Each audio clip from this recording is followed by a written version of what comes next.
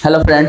तो कैसे हैं आप लोग। आज हमारे वीडियो का नया लेक्चर अपलोड किया जाएगा।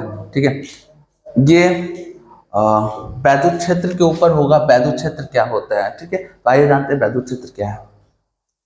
देखिए, प्रत्येक आवेश के चारों ओर का वह क्षेत्र जिसमें किसी दूसरे आवेश को रखने पर, प्रत्येक आवेश के चारों ओर का वह क्षेत्र जिसमें किसी दूसरे आवेश को रखने पर आकर्षण या प्रतिकर्षण बल, ठीक है, यह कौन सा बल होता है, स्थिर वैद्युत बल का अनुभव करता है, इसे हम वैद्युत क्षेत्र कहते हैं। ध्यान से सुनिएगा, अगर अगर एक प्लस क्यू आवेश है तो प्लस क्यू आवेश के कारण विद्युत क्षेत्र होगा। ठीक है, प्लस क्यू आवेश के कारण क्या होगा, वो विद्युत क्षेत्र होगा।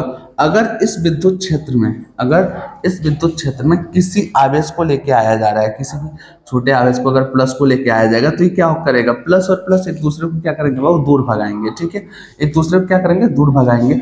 तो ये छोटा आवेश है। ठीक है,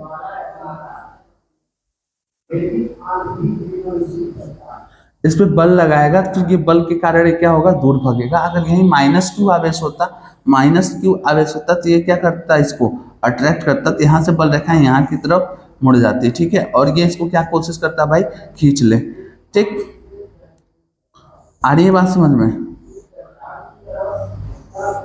तो माइनस क्यू अगर कोई आवेश लेके आया जा रहा है तो वो माइनस क्यू आवेश को प्लस क्यू क्या करेगा, अट्रैक्ट करेगा। प्लस क्यू आवेश लाया जा रहा है तो उसको क्या करेगा, रिपल करेगा।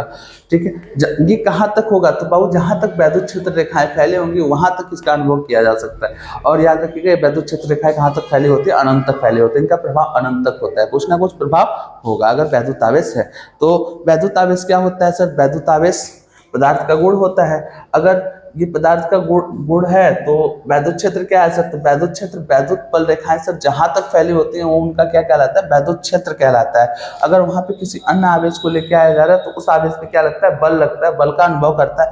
यह बल प्रतिकर्षण का भी हो सकता है। ठीक है, यह बल आकर्षण का भी हो सकता है। ठीक, आकर्षण का कब होगा सर, जब असमान आवेश रहेंगे तो एक दूसरे को आकर्षित करेंगे, और जब समान आवेश रहेंगे तो एक दूसरे को प्रतिकर्षित करेंगे। क्लियर है, धन्यवाद।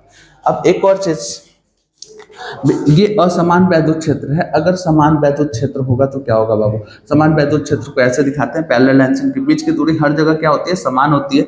तो अगर यहाँ पे किसी प्लस क्यू आवेश को लाया जाएगा, ठीक, तो इस पे बल लगेगा किधर की तरफ, विद्युत क्षेत्र की दिशा की तरफ। क्यों, क्योंकि हमको पता है कि जो ये प्लस क्यू आवेश होता है यहाँ से वैद्युत बल रेखाएं निकलती हैं। तो मान लेते हैं कहीं प्लस क्यू आवेश होगा जिसके कारण वैद्युत बल रेखाएं ऐसी हैं। ठीक, तो इस पे एक बल लगेगा, और ये बल कितना होता है, F=A × Q होता है। ठीक है ना, आ रही बात समझ में। अगर ये माइनस आवेश रहता, अगर ये माइनस आवेश रहता तो ये आवेश विद्युत क्षेत्र के विपरीत दिशा में इस पे बल लगता। कहाँ लगता बाबू, विद्युत क्षेत्र के विपरीत दिशा में बल लगता। तो याद रखिएगा, अगर एक समान वैद्युत क्षेत्र है उसमें किसी एक आवेश को लाया जा रहा है तो उस आवेश में बल का अनुभव होता है। ये किसके कारण होता है, वो वैद्युत क्षेत्र की, वैद्युत क्षेत्र के कारण होता है। ठीक है, धन्यवाद।